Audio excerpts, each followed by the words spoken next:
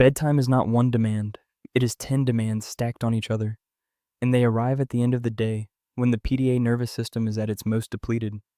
If bedtime is a battleground in your house, it is not because your child is being difficult, it is because you're asking the hardest thing from a nervous system that has nothing left. Almost every PDA family names sleep as one of the hardest daily challenges. It is not a niche problem.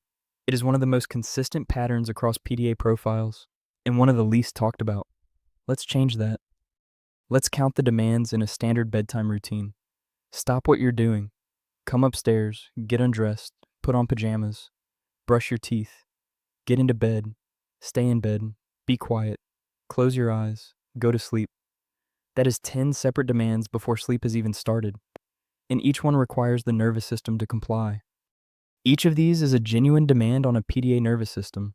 Stop what you're doing, that's a demand to abandon a self-directed activity. Go upstairs, transition demand. Get undressed, sensory demand. Brush teeth, demand plus sensory. Get in bed, confinement demand. Stay in bed, the demand to remain still and comply with a physical constraint. And then, go to sleep, which is not a small thing for a PDA nervous system. Sleep is the surrender of consciousness. It is the ultimate loss of control over the environment, over what happens next, over whether you wake up in the same safe situation. For a nervous system driven by the need for autonomy, that is a profound demand. And this all arrives at the end of the day, when the PDA nervous system is at its most depleted. The demand threshold is at its lowest point. The ability to absorb is exhausted, and that is the moment we ask for the highest compliance. The collision is built in.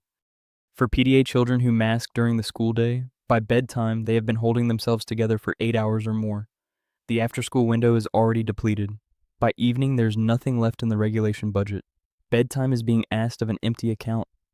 Several common approaches to bedtime routines actively make things worse for PDA children, not because the parents are wrong, but because the approaches were designed for a different nervous system. Rigid routines, every step non-negotiable, same time every night, are often recommended for children's sleep. For PDA, every step of a rigid routine is a demand. The rigidity doesn't provide security.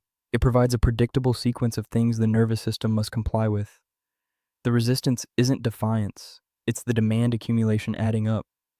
Countdowns and warnings, 5 more minutes, 10 more minutes, are meant to ease transitions. For PDA, a countdown to a demand is still a demand, arriving with advanced anxiety built in. The child spends the 5 minutes in anticipatory dread rather than winding down. The warning makes it worse, not better. Consequences and incentives, sticker charts for good bedtimes, threats of lost screen time, add demand pressure without addressing the underlying cause. The nervous system isn't refusing bedtime to be difficult. It cannot comply. Adding pressure to a nervous system that cannot comply increases the resistance, not the compliance. So what actually helps? Here's what PDA families report working.